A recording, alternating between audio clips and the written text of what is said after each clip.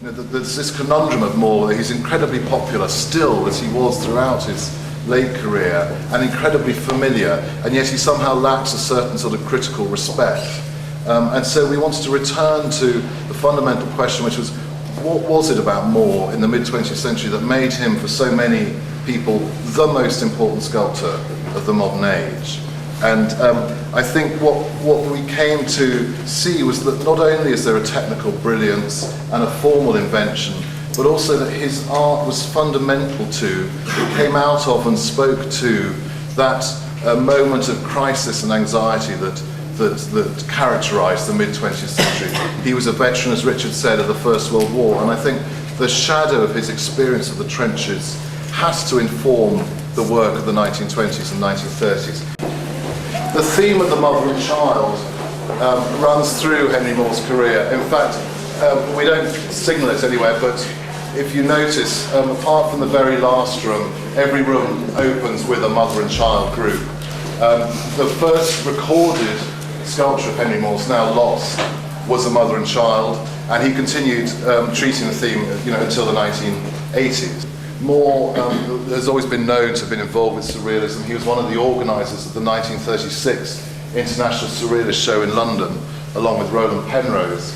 And of course he was close to Herbert Reed, who was the critic in England who did more than anyone to mediate French surrealism to a British audience.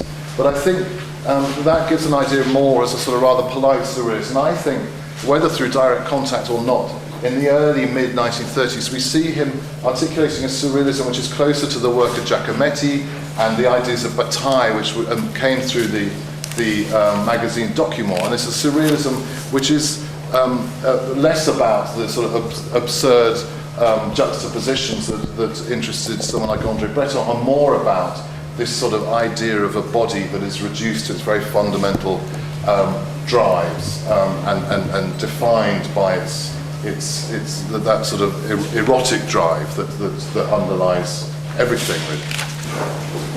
Moore famously, soon after the beginning of the Second World War, had to give up sculpture.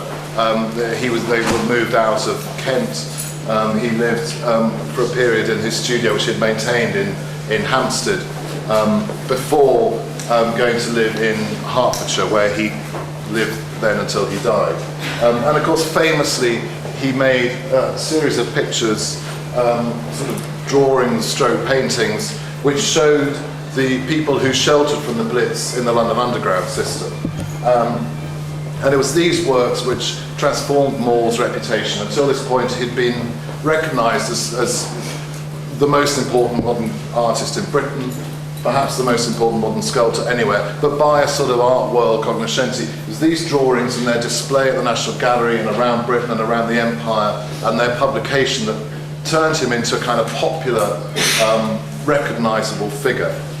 They, in a way, both shaped the myth of the Blitz and became part of the myth of the Blitz. And I think, in a way, they epitomise what this show is trying to do for Moore's reputation, because there's so much more to them than that. I don't see them, they're not paintings about a sort of stoical Englishness or a stoical London resisting the sort of fascist onslaught. I think, as his daughter Mary has said, they're as informed by his experiences of the First World War, of that sort of living in fear of death, surrounded by death in a landscape where corpses have just simply been incorporated into the earth.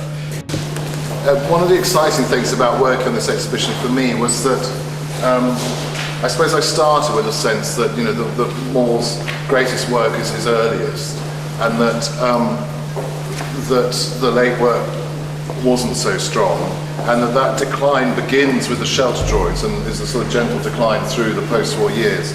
And as well as realising that actually, though very different in feeling, the late work is incredibly compelling at times, was also that the development of Moore's art is very much more subtle than that. As we've just been saying, the work of the war years has many more layers to it than I had appreciated. It's been a loosely chronological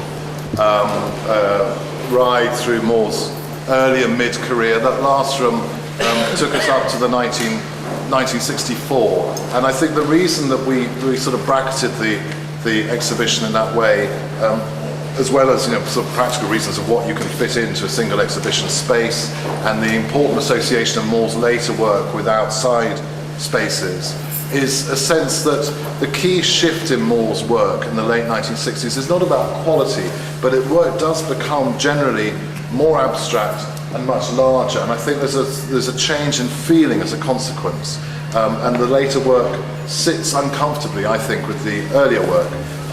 There's also a sense that, like many artists' late styles, it becomes more self-referential, that the work that More made in the late 60s and through the 70s is more defined by its Moorishness than the work up until that point, where it has a relationship with external events or external context that, deliberately or not, I wouldn't want to say More is setting out to make an art about the Cold War, but it is influenced by those contexts in a way that the work he made, in his 70s or 80s, doesn't. And I think one of the remarkable things about that is to remember that in 1964, when he made a piece in that last one called Atom Piece, which is a comment on nuclear power, the atom bomb, he was in his mid-60s. For an artist to maintain that kind of radical edge and that sort of engagement with contemporary issues, 67 was much older in 1964 than it is now.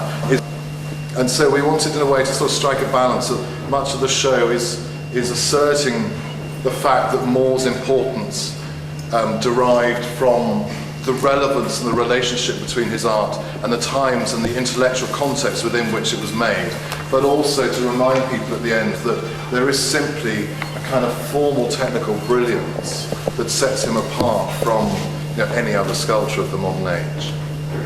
Thank you.